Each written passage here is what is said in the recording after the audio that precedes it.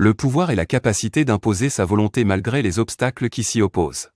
S'il est souvent jugé comme amoral et dangereux pour la société, il demeure au cœur de toutes relations humaines.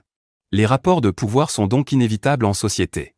Ainsi, chaque civilisation se présente comme plus sage que la précédente, mais les mêmes vices s'y retrouvent immanquablement, avidité, jalousie, vengeance, trahison et provoquent des luttes de pouvoir. Celui qui désire renoncer à tout jeu de pouvoir est soit condamné à l'impuissance et au malheur, soit un habile manipulateur dont il faut se méfier. Vous ne gagnerez rien à nier l'omniprésence du pouvoir, c'est une évidence à laquelle vous devez faire face. Power est un véritable manuel de survie au pouvoir, qui s'appuie sur les expériences et les œuvres des plus illustres hommes de pouvoir. Cessez de subir, apprenez à identifier les comportements de vos opposants, et à asseoir votre volonté grâce aux 48 lois du pouvoir. Leçon 1. Ayez un but, et un plan précis qui y mène. L'ascension du pouvoir est un chemin semé d'embûches, où s'affrontent de nombreux et puissants adversaires. L'homme qui aspire au pouvoir doit avant tout définir son objectif final, et construire le plan qui y mènera.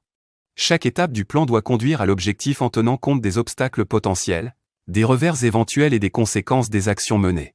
La carrière politique de Bismarck est une illustration pertinente de cette démarche de planification. En 1863, Bismarck était Premier ministre de la Prusse, alors que le pouvoir en Europe se partageait entre la France, l'Angleterre et l'Autriche. Bismarck avait alors un objectif, unifier l'Allemagne sous la domination de la Prusse. Sa première action a consisté à déclarer la guerre au Danemark, avec le soutien de l'Autriche, pour récupérer un ancien territoire. Une fois les terres conquises, il réussit à convaincre l'Autriche de laisser la Prusse les administrer, ce qui a renforcé l'image de cette dernière dans le monde. En 1866, il a persuadé le roi Guillaume de Prusse de déclarer la guerre à l'Autriche. Alors que l'armée prussienne avait l'avantage, et que l'opinion des généraux était d'écraser l'Autriche et d'annexer ses territoires, Bismarck s'est mis à militer pour la paix, et un accord assurant l'autonomie des États allemands. La Prusse a trouvé un accord avec l'Autriche pour garantir son indépendance, et prendre la tête de la Confédération d'Allemagne du Nord. 4 ans plus tard, la Prusse, soutenue par la Confédération germanique, a déclaré la guerre à la France. Cette guerre est remportée en quelques mois, et l'Alsace-Lorraine intègre la Confédération germanique. La Prusse devient alors une puissance respectée, et Bismarck peut réaliser son objectif, il fonde l'Empire allemand, avec le roi de Prusse comme empereur et lui-même comme prince. À chaque étape de sa carrière, Bismarck a suivi un plan précis, et ne s'est pas laissé distraire de son dessein. Ses objectifs de conquête militaire n'étaient que des étapes intermédiaires pour parvenir à son but, la fondation de l'Empire allemand. La guerre contre le Danemark a réveillé le nationalisme prussien. Ensuite, Bismarck a limité la victoire sur l'Autriche à l'obtention de l'indépendance.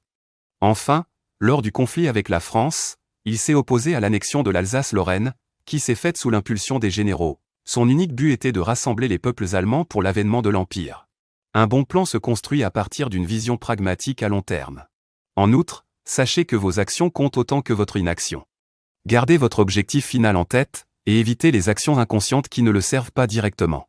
Si vous aimez nos vidéos, n'oubliez pas de vous abonner et d'activer les notifications, pour être averti de l'apparition de nouvelles vidéos. Regardez également ci-dessous dans la description, nous y avons laissé plein de ressources, qui vous seront plus qu'utiles. Leçon 2. La dissimulation laisse vos adversaires dans le flou, et les empêche de perturber vos plans. Si votre plan et vos actions doivent être clairs pour vous, il doit en être autrement pour votre entourage. Vos intentions doivent être enveloppées de mystère. Ici, 2 techniques s'offrent à vous. Créez de fausses pistes pour piéger vos opposants. Bismarck est ici encore, un maître dans l'art de la diversion. En 1850, alors qu'il n'était que député, il surprend le Parlement en soutenant le roi dans un discours s'opposant à la guerre contre l'Autriche. Le roi, dont la position pacifiste était isolée, s'est montré reconnaissant envers Bismarck, et l'a nommé en guise de remerciement, ministre des Affaires étrangères. Une fois au gouvernement, Bismarck a pu accéder au poste de Premier ministre, et organiser le renforcement de l'armée prussienne pour soutenir ses ambitions militaires. La volonté pacifiste de Bismarck était totalement feinte, et élaborée pour plaire au roi. Il a toujours souhaité la guerre, mais considérait que l'armée prussienne n'était pas prête, et il redoutait les conséquences d'une défaite. En prenant l'inverse de sa pensée, il a pu intégrer le gouvernement et préparer l'armée, ce qui n'aurait pas été possible s'il avait fait preuve de transparence. Brouillez les apparences pour dissimuler vos intentions. La méthode de l'écran de fumée cherche à enfermer votre proie dans un univers qui cachera efficacement vos intentions. L'exemple suivant montre comment cette méthode peut fonctionner même face à un adversaire suspicieux. Dans les années 1920, l'Éthiopie voit l'influence d'un homme simple, s'étendre dans tout le pays. Ce dernier s'appelle Haïlé Sélassié. Les chefs militaires du pays ont tous accepté de lui prêter allégeance, sauf Balcha, qui était prêt à déclencher une guerre civile en marchant sur Addis Abeba. Balcha est arrivé aux portes de la ville à la tête de son armée, et a reçu une invitation de la part de Sélassié, pour participer à un banquet le soir même. Craignant un piège, Balcha a demandé la présence de sa garde personnelle au banquet, ce que Sélassié a accepté. Lors du banquet, Sélassié a traité Balcha comme un invité d'honneur en le couvrant d'attention. Galvanisé par la soirée, Balcha est reparti avec la ferme conviction que ses troupes marcheraient bientôt sur la ville pour le faire roi d'Éthiopie. Malheureusement, lorsqu'il est revenu à son camp, son armée avait disparu. Une armée de Sélassié était venue entre-temps, munie d'or et d'argent.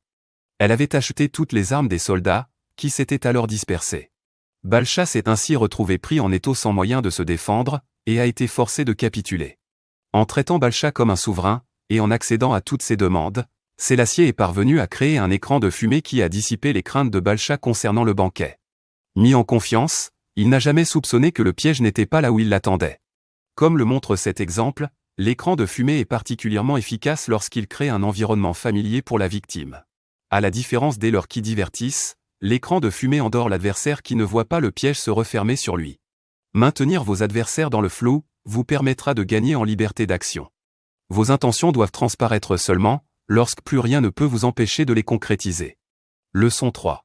Soyez pragmatique en affaires et déroutant dans vos actions. Si vous nourrissez une grande ambition, vous ne pourrez prétendre la réaliser seul. Il vous faudra des alliés pour vous soutenir. Cependant, vous ne pourrez pas compter sur des liens sentimentaux. Dans les affaires de pouvoir, l'intérêt personnel prévaut toujours. Les meilleurs alliés sont ceux dont les intérêts personnels convergent avec les vôtres. Lorsque vous cherchez de l'aide, avancez votre reconnaissance face à un service rendu, ou cherchez à jouer sur vos liens d'amitié aussi forts soient-ils, ne vous avancera à rien. Seul l'argument de l'intérêt concret, comme l'exemple suivant le montrera, est utile. Un bon exemple de ce phénomène est la guerre opposant Corcyre et Corinthe en 433 avant J.C. Athènes a eu le choix de soutenir soit Corcyre, soit Corinthe dans le conflit entre les deux États.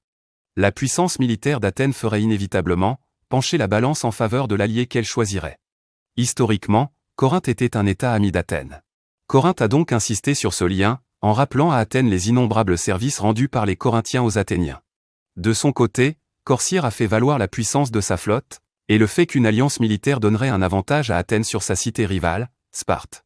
Face à cet argument, les citoyens athéniens ont fait le choix de soutenir Corcyre. Un argument factuel, et intéressé l'a facilement emporté sur l'appel empathique d'un vieil ami. Le monde change constamment, vos relations doivent suivre ce mouvement. Castruccio Castracani, seigneur de la ville italienne de Lucque, au XIVe siècle, a parfaitement résumé ce précepte. Alors qu'il lui était reproché d'avoir assassiné la famille qu'il avait aidé à prendre le pouvoir, il a déclaré ne pas avoir assassiné un vieil ami, mais un récent ennemi. Gardez toujours à l'esprit où se situent vos intérêts, et ceux de vos alliés. S'ils ne s'accordent plus, alors il est temps de chercher de nouveaux alliés. Attention, néanmoins, à ce que votre pragmatisme ne fasse pas de vous une personne prévisible. Un adversaire capable de lire vos actions est redoutable. Renversez la situation et soyez imprévisible, construisez-vous une image qui déroutera votre adversaire.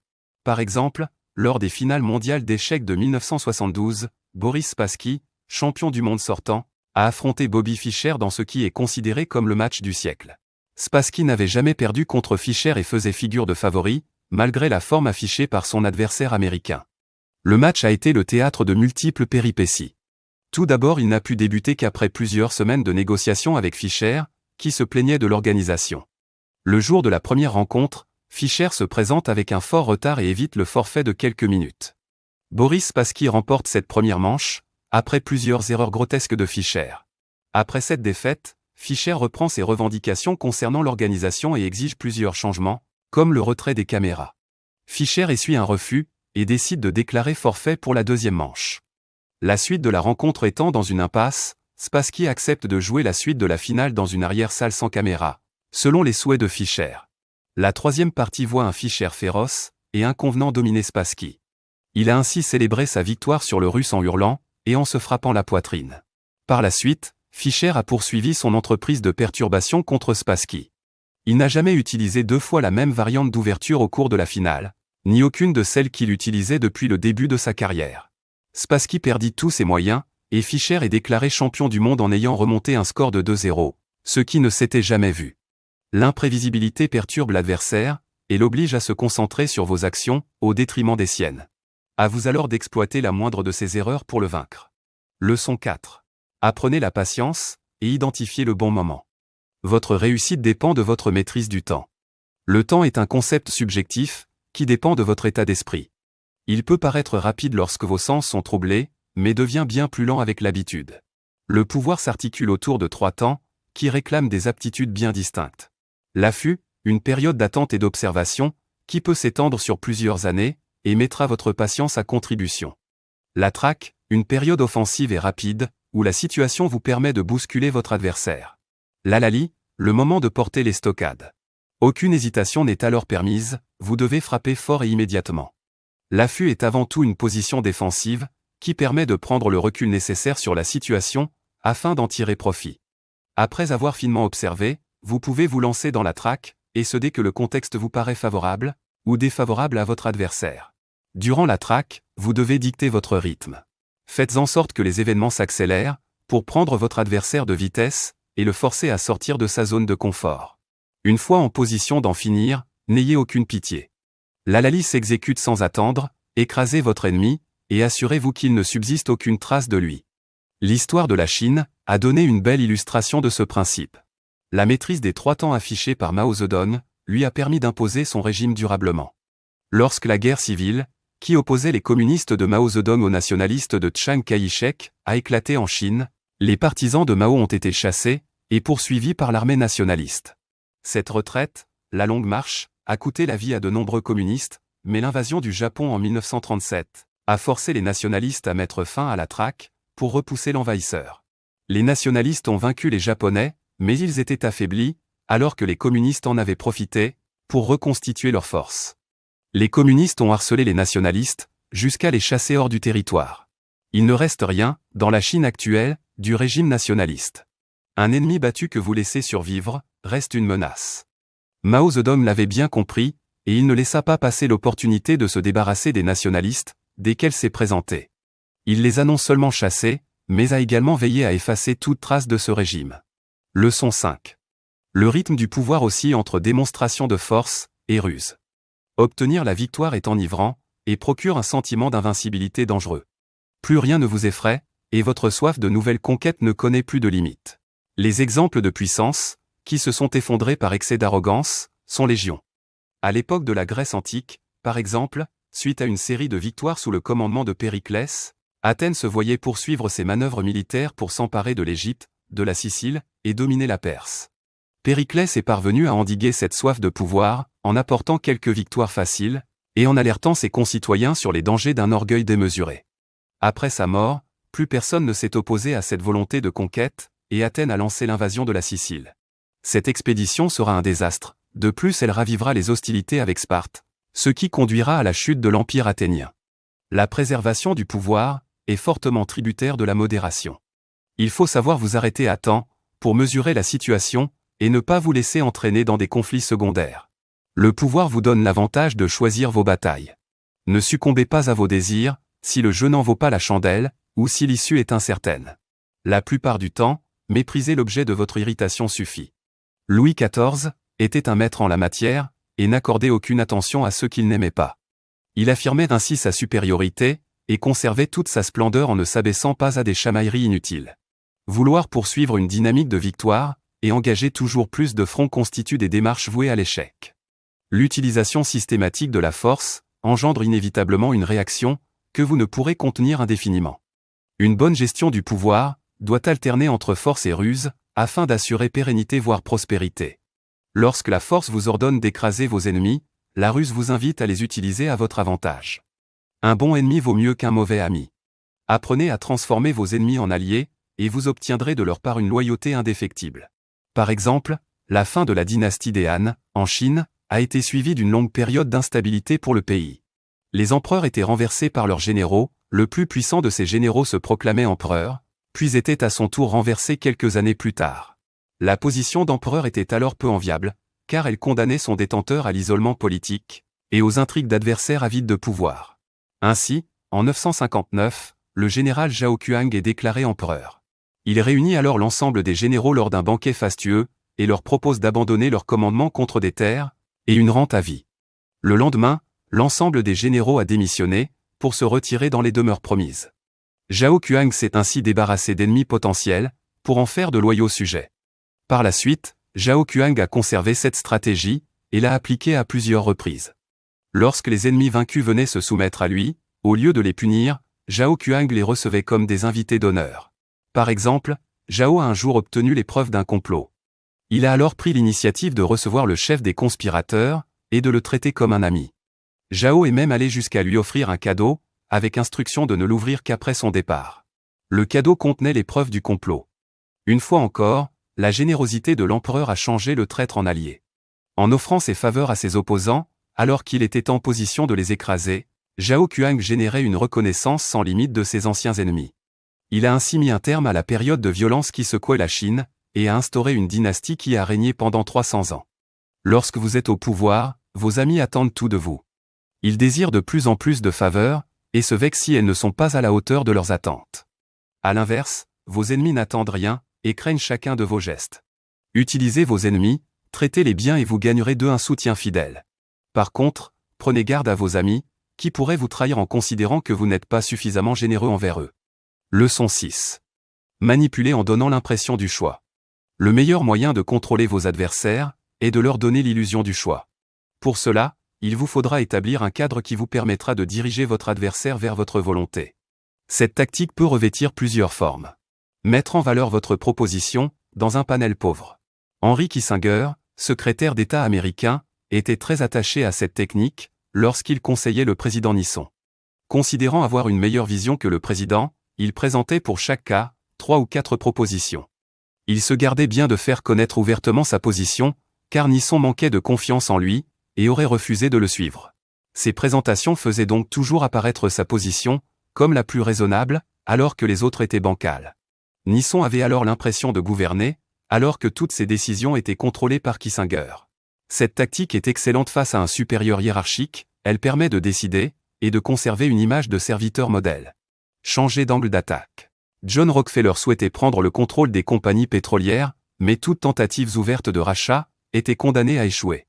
Pour parvenir à son but, Rockefeller a emprunté une route détournée. Il a discrètement racheté les compagnies de chemin de fer, qui transportaient le pétrole. Face aux menaces de hausse tarifaire ou de blocage du fret, les résistances aux tentatives de rachat se sont évanouies, et Rockefeller a pu concrétiser son objectif. En forçant la main de votre adversaire, vous vous mettez à découvert, mais votre position devient si dominante, qu'il est inutile de vous en soucier. Offrez un éventail de choix de plus en plus réduit. Ambroise Vollard, marchand d'art du XIXe siècle, appliquait cette technique à merveille. Face à des acheteurs hésitants, il présentait des tableaux de moins en moins attrayants. Les clients finissaient par comprendre que la première offre était toujours la meilleure, et ne tardaient plus à se décider. Une autre possibilité dans ce cas est de faire monter les prix à chaque visite. Le client comprendra vite que son indécision lui coûte de l'argent. Ces exemples de manipulation permettent d'obtenir ce que vous désirez, tout en gardant une image respectable. En se soumettant de manière volontaire, votre adversaire accepte votre domination, et vous aurez moins à craindre de représailles de sa part. Le tsar Ivan IV, dit Ivan le Terrible, a parfaitement illustré cette tactique. Ivan se savait menacé sur plusieurs fronts, et ne disposait pas d'un pouvoir suffisant pour vaincre. Il a alors décidé d'abdiquer, en expliquant qu'il ne supportait plus les manigances. Cette annonce, en pleine période de trouble, a bouleversé la population qui supplia Ivan de revenir sur le trône. Après plusieurs jours de refus, Ivan a fini par proposer de reprendre sa place, à la condition qu'il ait les pleins pouvoirs. En cas de refus, il renoncerait. La peur de l'anarchie a poussé le peuple à remettre Ivan au pouvoir. Ivan a ainsi pu jouir des pleins pouvoirs, sans que personne ne s'oppose à lui. Après tout, c'était le choix du peuple. À l'image de la relation entre Ivan et son peuple, les personnes éprouveront moins de ressentiment à votre égard, si elles jugent avoir été partie prenante dans votre prise de pouvoir. Leçon 7. Préservez votre pouvoir, grâce à votre puissance sociale. L'exercice du pouvoir suscite convoitise et jalousie. Votre position est enviée par d'autres qui seront prêts à tout, pour vous voir chuter. Cela engendre un sentiment d'insécurité, qui peut mener à la paranoïa, et pousser à l'isolement. Pourtant, il faut avoir conscience que bâtir un mur entre le monde et vous, ne vous protégera pas. Au contraire, le manque d'informations, et d'alliés, fera de vous une cible facile, et votre attitude ne suscitera aucun soutien. Votre seule protection est de plonger dans la foule, de multiplier les relations, afin de vous tisser un véritable bouclier social. Par exemple, Louis XIV a débuté son règne après une guerre civile sanglante. Les instigateurs de cette guerre, en grande partie dans la noblesse, ont conservé un fort ressentiment envers le roi après leur défaite. Plutôt que de mener une campagne répressive, le roi a fait construire le château de Versailles et a édicté un nouveau protocole royal. Plutôt que de s'isoler, il s'est entouré au maximum de ses courtisans. Les appartements de la noblesse étaient voisins des siens, et du lever au coucher du roi, la vie à Versailles s'agglutinait autour de Louis XIV. Les conditions imposées par Louis XIV supprimaient toute intimité, et lui permettaient de surveiller en permanence ses courtisans. Son règne est considéré comme une période de paix et de puissance pour la France, où rien n'échappait à l'œil attentif du roi Soleil. Gardez les personnes proches de vous, et gagnez leur cœur. Il faut pour cela savoir observer, écouter, et se montrer empathique envers son entourage. La vie est souvent dure et austère, vous devez la rendre agréable, et fantastique. Adressez-vous à l'imagination des foules, et vous obtiendrez leur soutien inconditionnel.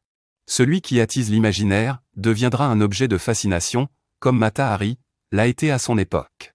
Au début du XXe siècle, tout Paris se pressait au spectacle de la danseuse, Mata Hari. Elle n'était pas particulièrement belle ni talentueuse, mais elle savait toucher l'imaginaire des foules.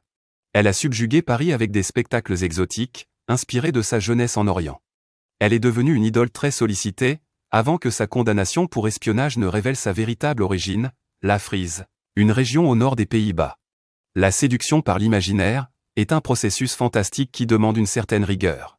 Gardez le mystère en parlant peu, mais touchez les esprits à chaque mot. Laissez parler les gens, et confortez-les dans leurs idées, mais n'exprimez jamais ouvertement vos pensées.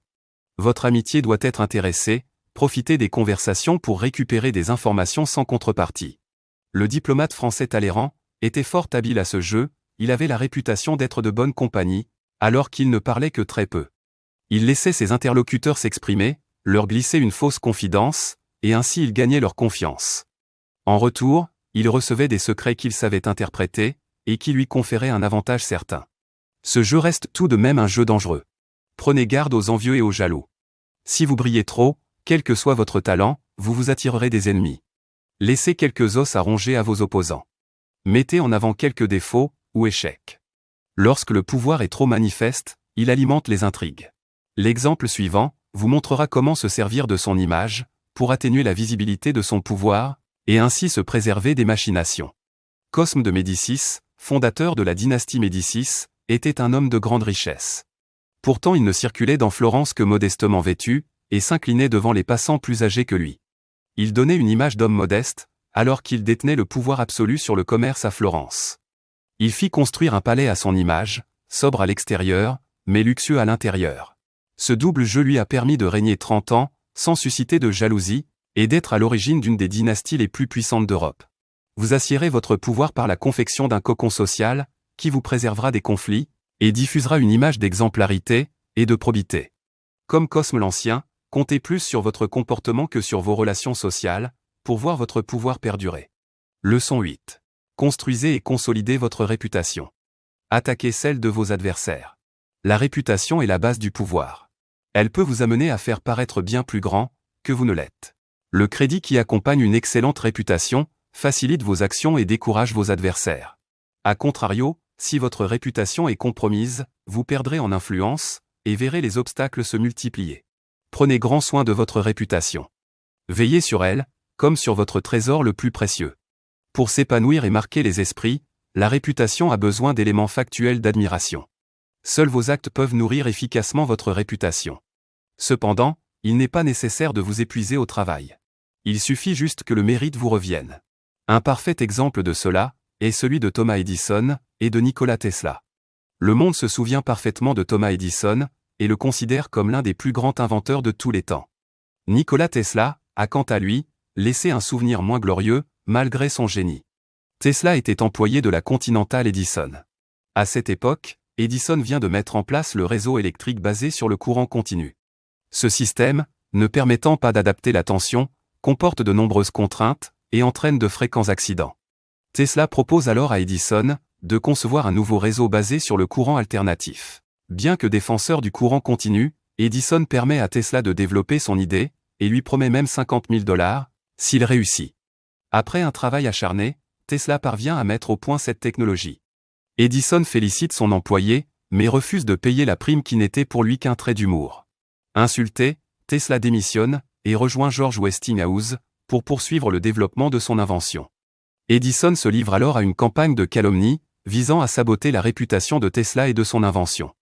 Il insinue que le courant alternatif est dangereux et présente des cadavres d'animaux qu'il a électrocutés sur du courant alternatif pour le prouver. Sa campagne de destruction atteint son sommet en 1890, année où il obtient que le courant alternatif équipe les premières chaises électriques pour les exécutions. Mais comme la mise au point avait été effectuée sur de petits animaux, le courant utilisé était trop faible pour tuer un homme sur le coup. La première utilisation fut une horreur, et Edison tenta d'imposer le terme Westinghouse au lieu d'électrocuter, sans succès. Le courant alternatif est par la suite devenu le standard utilisé par les réseaux électriques. C'est pourtant le nom d'Edison qui apparaît comme celui du père de l'électricité.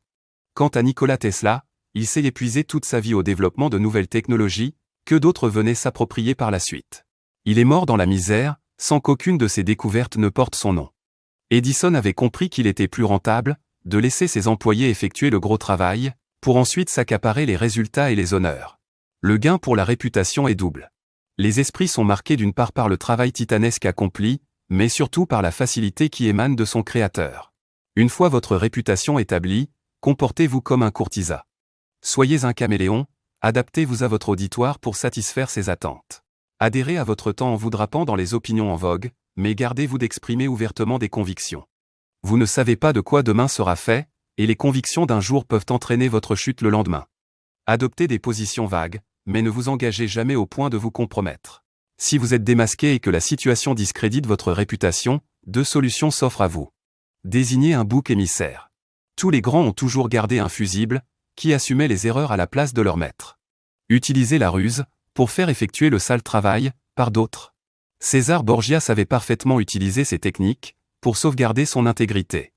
En 1500, il s'est emparé de la Romagne, une région instable où régnait la loi du plus fort. Le problème de Borgia était alors de rétablir l'ordre, tout en imposant le respect, pour éviter une révolte. Il a choisi Orco, un homme de confiance qu'il savait dur, voire cruel, et l'a nommé à la tête de la région. Orco a remis rapidement de l'ordre, en appliquant une justice sévère. Si le rétablissement de l'ordre était bien accueilli par la population, les méthodes brutales d'Orco commençaient à susciter le mécontentement. C'est précisément le moment qu'attendait Borgia pour intervenir. Devant le peuple, Borgia a condamné les pratiques d'Orco, puis l'a fait prisonnier. Une semaine plus tard, les habitants découvraient au milieu de la grande place, le corps d'Orco décapité, sa tête reposant sur une pique. Voyez comment Borgia est parvenu à ses fins, tout en améliorant sa réputation auprès du peuple. Dès le début, il avait planifié l'enchaînement des événements, qui devaient l'amener à sacrifier Orco, et à passer pour un libérateur. Pour conclure, votre réputation doit toujours sortir grandie de vos entreprises, même des plus viles. Elle est un passeport nécessaire, pour circuler aisément dans les arcanes du pouvoir. Conclusion. La maîtrise du pouvoir est un art délicat. Celui-ci vous impose d'être, en tout lieu, maître de vos émotions, et de votre discours. L'impulsivité est une grave erreur, vos réactions devant toujours prendre en compte la situation présente, l'état d'esprit de votre entourage, et l'anticipation des événements à venir. Le pouvoir se cultive dans une dualité qui ne peut se passer de réflexion. Vous devez attirer les regards et rester discret, vous devez appeler au changement, mais éviter la révolution. N'empruntez jamais la ligne droite qui mène à votre objectif. Préférez les chemins détournés qui vous garantiront une action efficace, et une réputation irréprochable. Si vous aimez nos vidéos, n'oubliez pas de vous abonner et d'activer les notifications, pour être averti de l'apparition de nouvelles vidéos. Regardez également ci-dessous dans la description, nous y avons laissé plein de ressources, qui vous seront plus qu'utiles.